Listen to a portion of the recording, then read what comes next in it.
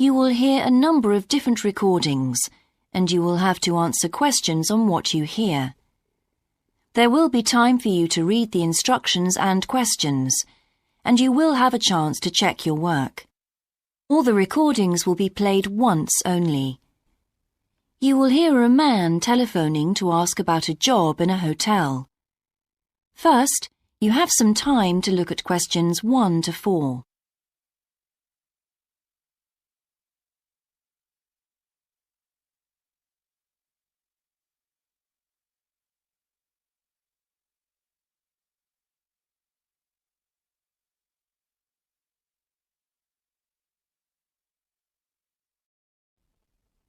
Now we shall begin.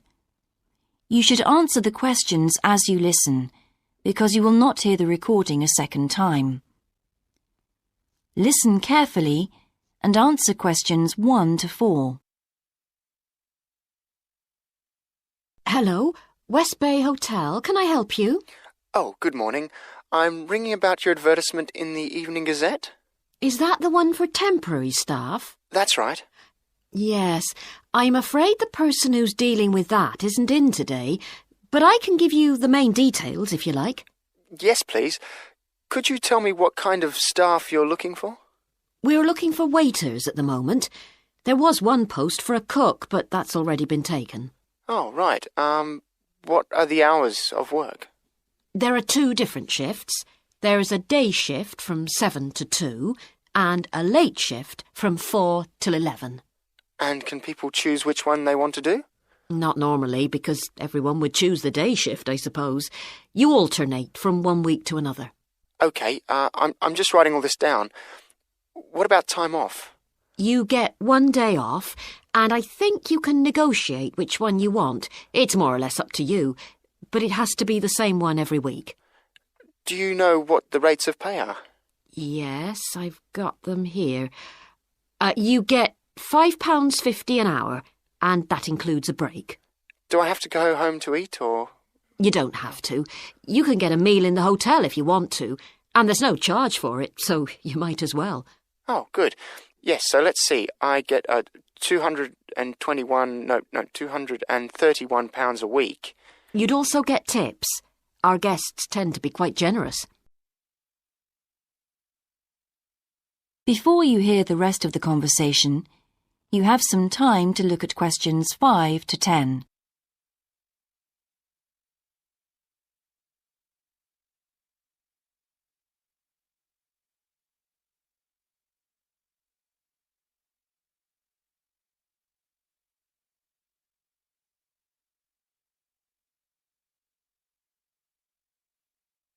Now listen and answer questions 5 to 10.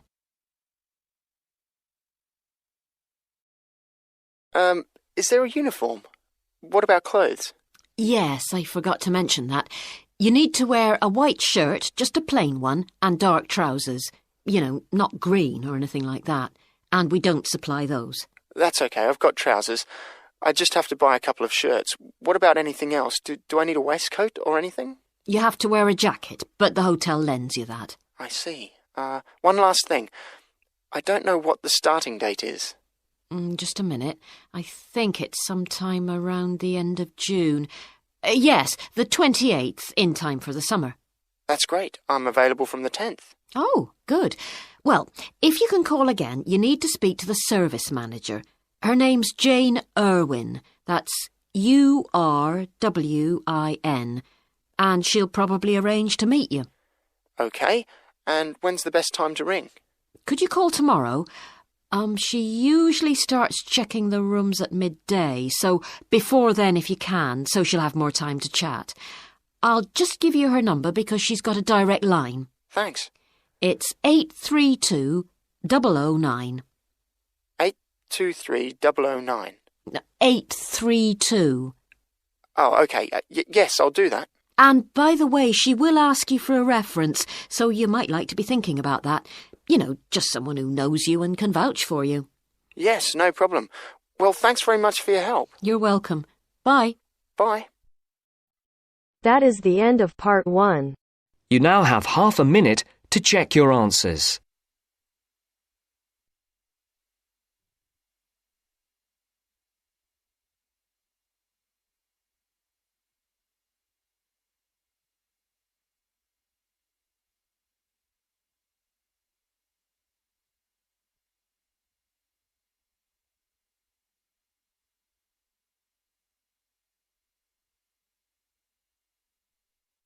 Now turns to part 2. Part 2. You will hear a man being interviewed on local radio about a plan to improve a suburb called Red Hill. First, you have some time to look at questions 11 to 13.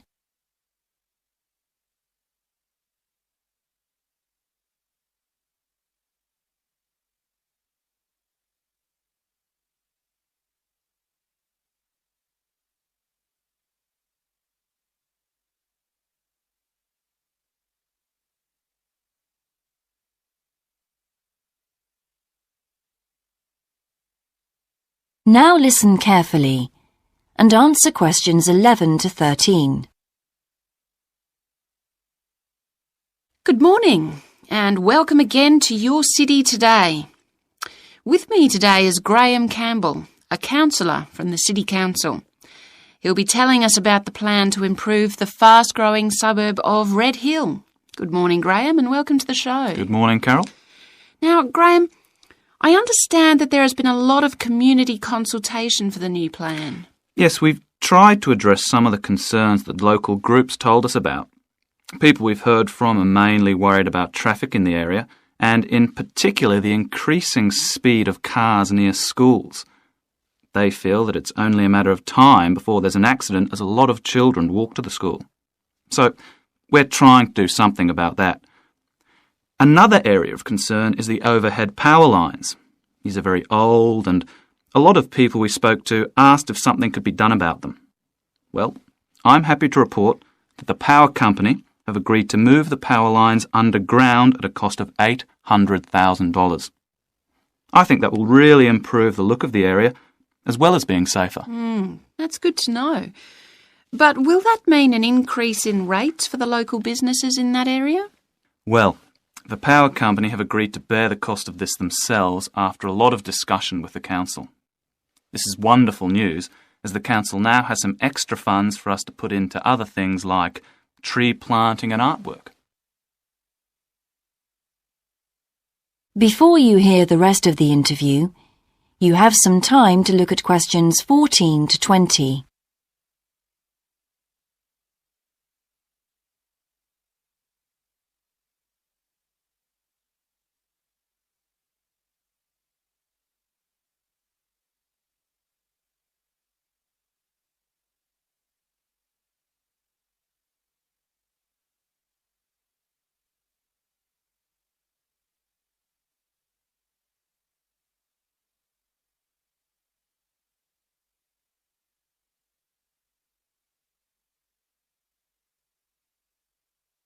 Now listen and answer questions 14 to 20.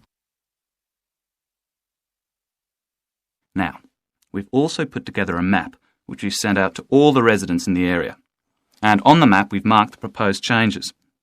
Firstly, we'll plant mature pine trees to provide shelter and shade just to the right of the supermarket in Days Road. In order to address the traffic problems, the pavements on the corner of Carberry and Thomas Street will be widened. This will help to reduce the speed of vehicles entering Thomas Street. We think it's very important to separate the local residential streets from the main road, so the roadway at the entrance to Thomas Street from Days Road will be painted red. This should mark it more clearly and act as a signal for traffic to slow down. One way of making sure that the pedestrians are safe is to increase signage at the intersections. A Keep Clear sign will be erected at the junction of Evelyn Street and Hill Street to enable traffic to exit at all times. Something we're planning to do to help control the flow of traffic in the area is to install traffic lights halfway down Hill Street where it crosses Days Road. Now, we haven't only thought about the cars and traffic, of course. There's also something for the children. We're going to get school children in the area to research a local story, the life of a local sports hero, perhaps. And an artist will incorporate that story into paintings on the wall of a building on the other side of Hill Street from the supermarket. And finally, we've agreed to build a new children's playground, which will be at the other end of Hill Street, close to the intersection with Carberry Street. Wonderful. Now, what's the next stage? Well, the final plan will That is the end of part 2. You now have half a minute to check your answers.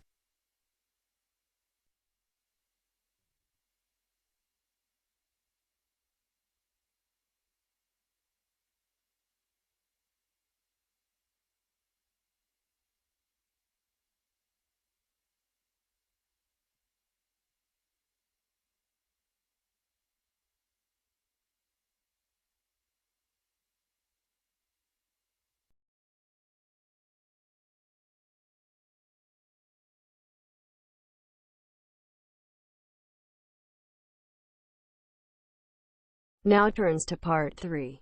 Part 3. You will hear two students called Dan and Jeannie discussing their studies at university.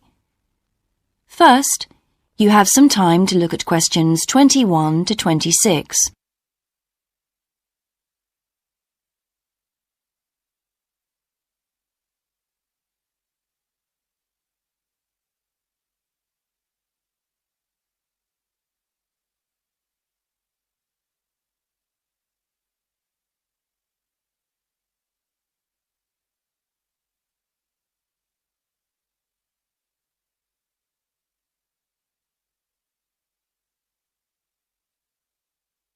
Now listen carefully and answer questions 21 to 26.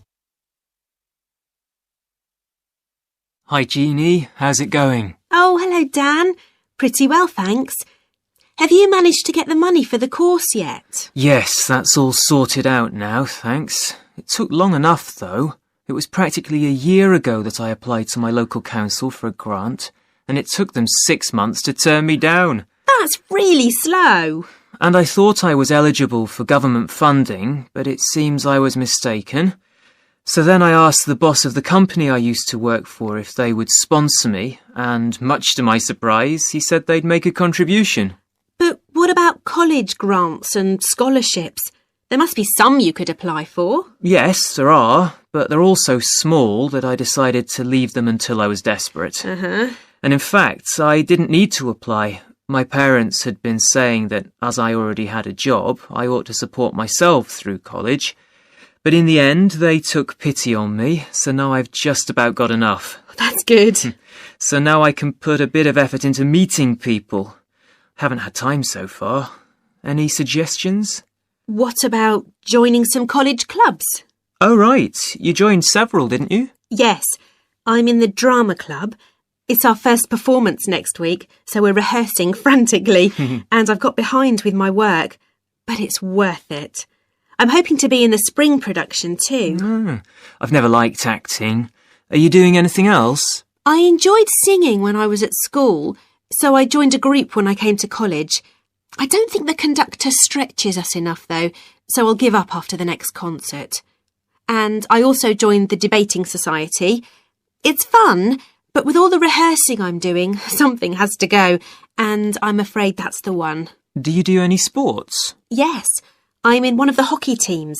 I'm not very good, but I'd really miss it if I stopped. I decided to try tennis when I came to college, and I'm finding it pretty tough going. I'm simply not fit enough. Nor me. I think I'll give that a miss. I'm hoping it'll help me to build up my stamina, but it'll probably be a long haul. Good luck. Thanks. How are you finding the course? I wish we had more seminars. What? I'd have thought we had more than enough already. All those people saying clever things that I could never think of. It's quite interesting, but I wonder if I'm clever enough to be doing this course. I find it helpful to listen to the other people. I like the way we're exploring the subject and working towards getting insight into it. How do you get on with your tutor? I don't think I'm on the same wavelength as mine, so I feel I'm not getting anything out of the tutorials. It would be more productive to read a book instead. Oh, mine's very demanding. She gives me lots of feedback and advice, so I've got much better at writing essays. And she's helping me plan my revision for the end-of-year exams. Do tell me, I always struggle with revision. Before you hear the rest of the discussion, you have some time to look at questions 27 to 30.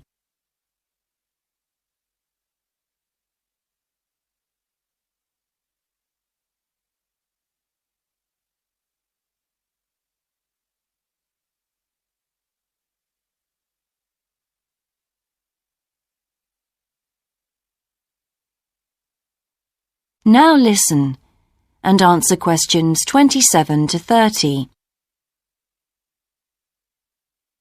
Well, the first thing is to find out exactly what's required in the exams. Would it help to get hold of some past papers? Yes, they'll help to make it clear. Right, I'll do that. Then what? Then you can sort out your revision priorities based on what's most likely to come up. I put these on a card and read them through regularly. But that isn't enough in itself. You also need a timetable to see how you can fit everything in the time available. Then keep it in front of you while you're studying. I've done that before, but it hasn't helped me. Maybe you need to do something different every day. So if you break down your revision into small tasks and allocate them to specific days, there's more incentive to tackle them.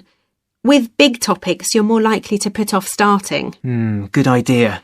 And as I revise each topic, I write a single paragraph about it. Then later I can read it through quickly and it helps fix things in my mind. Oh, that's brilliant.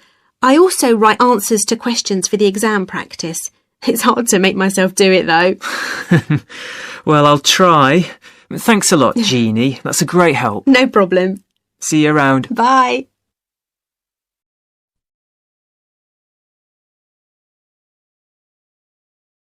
That is the end of part 3. You now have half a minute to check your answers.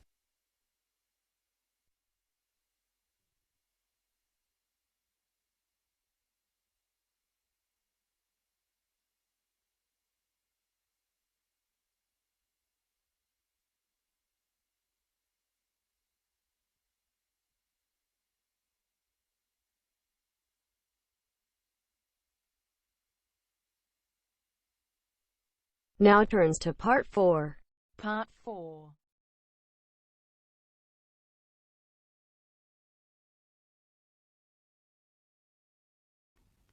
You will hear a lecturer giving a talk about Australian rock art to a group of archaeology students. First, you have some time to look at questions 31 to 40.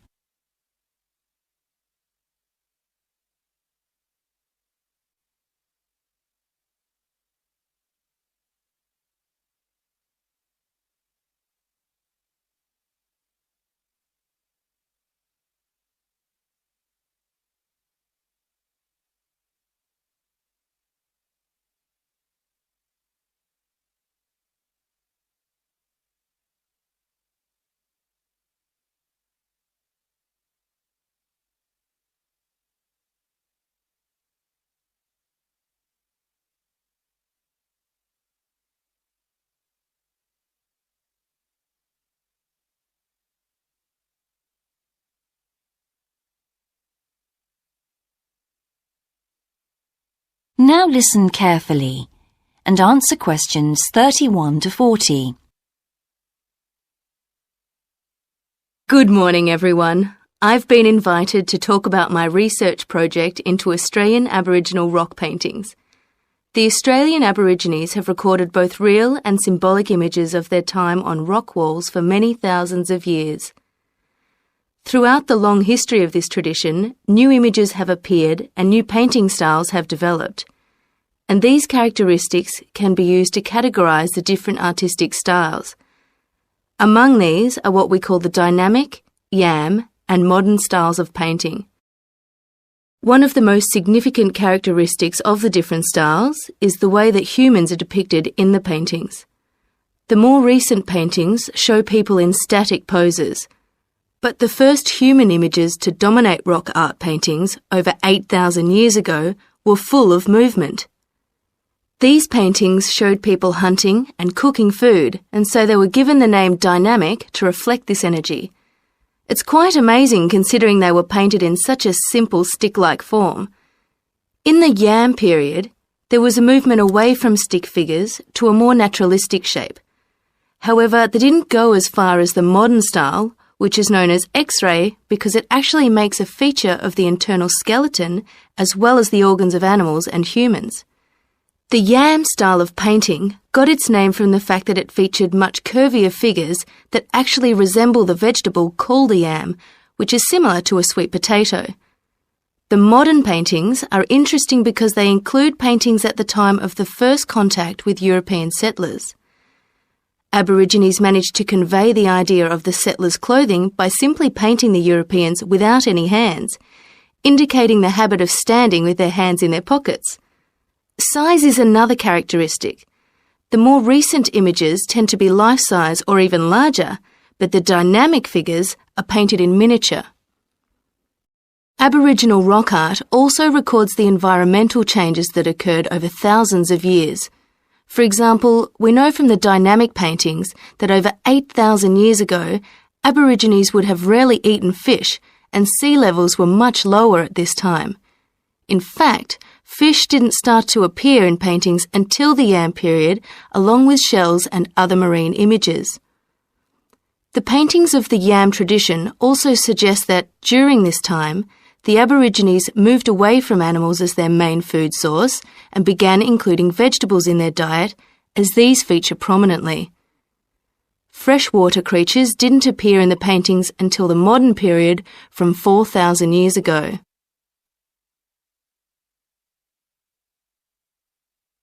So these paintings have already taught us a lot. But one image that has always intrigued us is known as the rainbow serpent. The rainbow serpent, which is the focus of my most recent project, gets its name from its snake or serpent-like body, and it first appeared in the Yam period 4,000 to 6,000 years ago.